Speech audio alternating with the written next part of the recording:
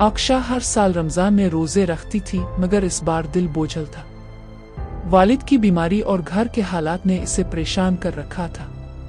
सहरी के बाद वो दुआ तो करती, मगर आंखों में आंसू आ जाते। एक दिन इफ्तार से कुछ पहले वो अस्पताल से वापस आ रही थी।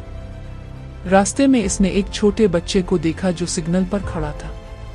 उसके हाथ में इफ्तार का एक छोटा सा पैकेट था, मगर वो खामोशी से गाड़ियों को देख रहा था। आयशा के दिल में अजीब सी कसक हुई। इसने अपना इफ्तार इस बच्चे को दे दिया। बच्चे की आंखों में चमक आ गई।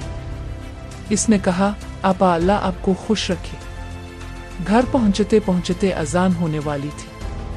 आयशा के पास इफ्तार के लिए कुछ ना था, मगर दिल मुतमईन था।